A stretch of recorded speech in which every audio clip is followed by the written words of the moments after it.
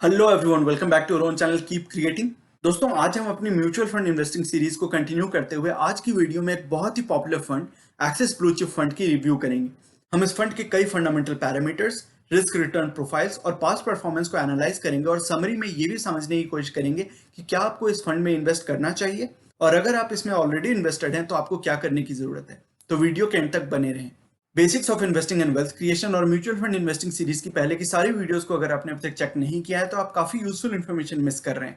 हमने कई फंडामेंटल और एसेंशियल टॉपिक्स पे काफी डिटेल डिस्कशन की हुई है जो आपके लिए बहुत यूजफुल हो सकते हैं। चैनल पे सारे प्लेलिस्ट को चेक करें, वहां पे आप इन सारी वीडियोस को एक साथ देख सकते हैं। इसकी लिंक अपर राइट कॉर्नर में आई बटन में आ रही है, जो मैं डिस्क्रिप्शन बॉक्स में भी डाल दूंगा। वीडियो शुरू करने से पहले बता दूं कि अगर आपने अभी तक चैनल को सब्सक्राइब नहीं किया तो you are missing a lot of useful information and ideas about investing and wealth creation. आपके सब्सक्रिप्शन, लाइक्स और कमेंट से मुझे और भी मोटिवेशन मिलती है और मैं आपके सजेस्ट किए हुए टॉपिक्स पे भी वीडियोस क्रिएट करने की कोशिश करता रहता हूं।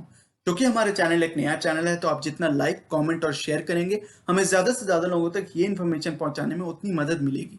सो just smash the like button, subscribe to the channel और साथ ही नोटिफिकेशन बेल दबाना मत भूलिए ताकि आगे आने वाली एक भी वीडियो को आप मिस ना करें। आप हमें फेसबुक, ट्विटर और टेलीग्राम पे भी फॉलो कर सकते हैं ताकि आपकी नॉलेज और भी एनहांस हो सके। लिंक डिस्क्रिप्शन में दी हुई है।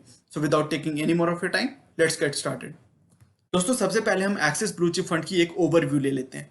ये एक लार्ज कैप फंड है। जैसा आपको नाम से ही पता होगा, blue chip usually large caps होते हैं, तो ये एक लार्ज कैप फंड है। रिटर्न सिंस लॉन्च अगर देखें तो 16.46, ऑलमोस्ट 16.5% की रिटर्न सिंस लॉन्च है, कंपाउंडेड एनुअल ग्रोथ रेट, जो कि काफी इंप्रेसिव है।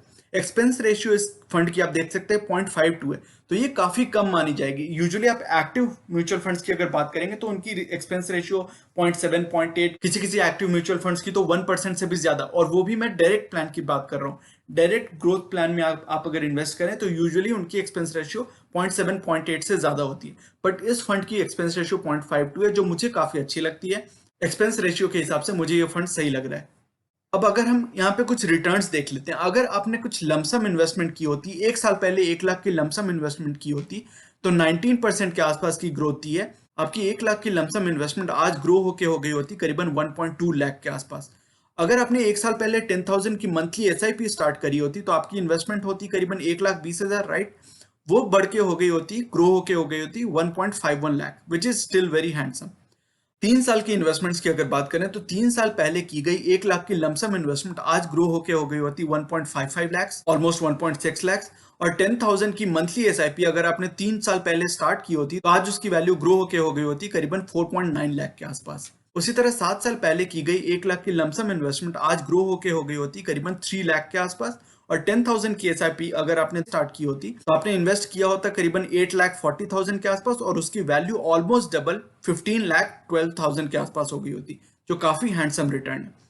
इस फंड के फंड मैनेजर है श्रेयस देवलकर जी, और वो केवल यही फंड नहीं, और भी कुछ फंड्स जैसे कि axis mid cap fund, axis equity advantage fund, axis multi cap fund भी संभालते हैं, उनको भी मैनेज करते हैं।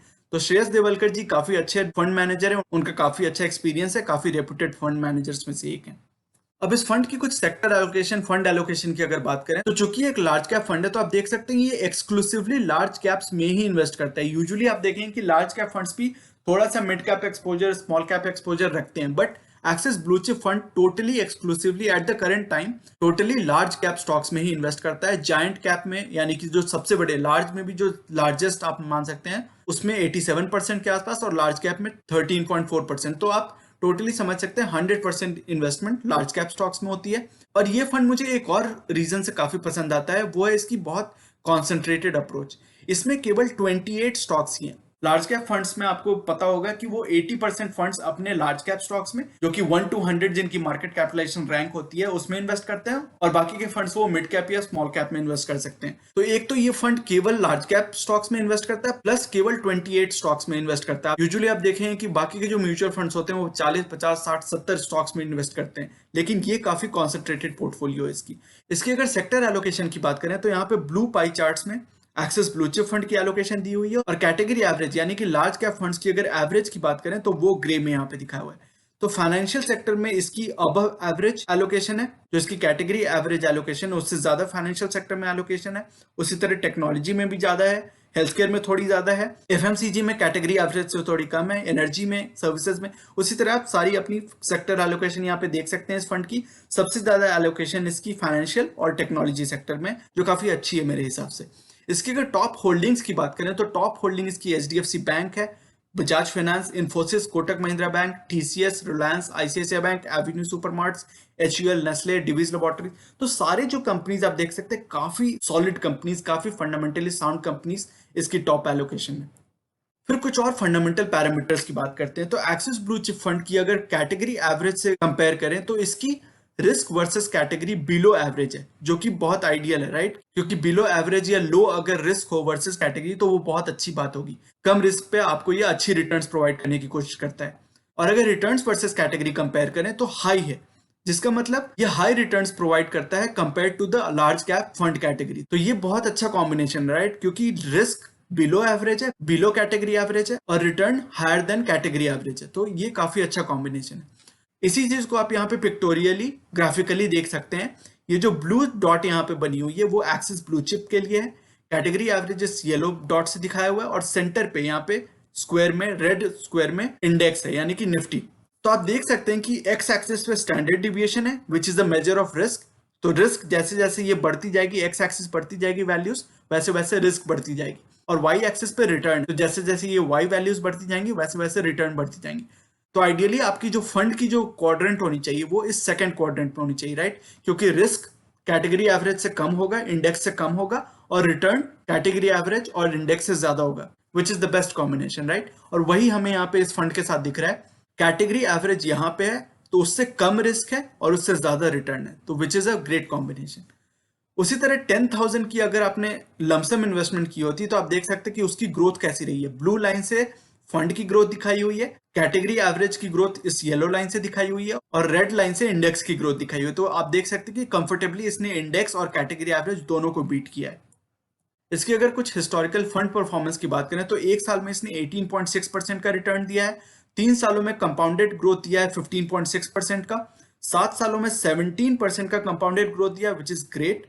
और ऑल टाइम ग्रोथ भी इसकी, क्योंकि इस फंड की स्टार्ट उसी टाइम के आसपास होती है, 7 सालों के आसपास ही, इसलिए ऑल टाइम कंपाउंडेड ग्रोथ भी इसकी 17% के आसपास है। तो ओवरऑल आप देख सकते हैं कि हर टाइम पीरियड में, 1 साल, 3 साल, 7 साल और ऑल टाइम, सारे टाइम पीरियड्स में इसने अपने बेंचमार्क इंडेक्स, जो कि एस&पी BSE 100 यानी कि निफ्टी 100 जो है इसका टोटल रिटर्न इंडेक्स, वो इसका बेंचमार्क है, उसको कंफर्टेबली बीट किया है हर टाइम पीरियड में। तो ओवरऑल मेरी कंक्लूजन में, समरी में यही है बात कि आप इस फंड को डेफिनेटली कंसिडर कर सकते हैं। इसकी बहुत लंबी ट्रैक हिस्ट्री तो नहीं है, लेकिन फिर भी 5 से 7 साल की इसकी हिस्ट्री अच्छी मानी जाएगी। इस टाइम पीरियड में इसने बहुत हैंडसमली, बहुत कंफर्टेबली अपनी बेंचमार्क को, अपनी कैटेगरी को, सबको आराम से हैंडसमली बीट किया है, कंफर्टेबली बीट किया है। इसमें आप अगर नई इन्वेस्टमेंट भी करना चाहते हैं तो आप इसमें इन्वेस्टमेंट कंसिडर कर सकते हैं, और अगर आप इसमें ऑलरेडी इन्वेस्टेड हैं तो definitely you can continue your holdings in this mutual fund. तो मेरे विचार में this is certainly one of the funds that you can consider for your mutual fund investing. I hope all this information and discussion is useful to you in some way. मेरी उम्मीद है कि इन सारे discussion और information से आपको कुछ ना कुछ फायदा मिलेगा, आपकी इन्वेस्टिंग फ्रेमवर्क, आपकी इन्वेस्टिंग थॉट प्रोसेस में आपको इस वीडियो से कोई ना कोई यूजफुल इनपुट मिलेगी। तो दोस्तों ये था आज का video.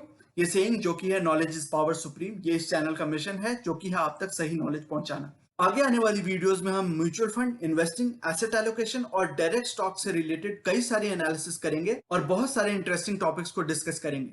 So you should definitely subscribe to the channel and remain posted for further updates. अगर आज की वीडियो कंटेंट आपको पसंद आया है तो वीडियो करें लाइक। अगर आपको लगता है कि इस इन्फॉर्मेशन से किसी की मदद हो सकती है तो इसे अपने दोस्तों और फैमिली मेंबर्स के साथ शेयर करें, और चैनल को करें सब्सक्राइब। मिलते हैं अपने अगले वीडियो में एक और टॉपिक के डिस्कशन के साथ। तब तक के लिए take care and see you soon. Bye bye.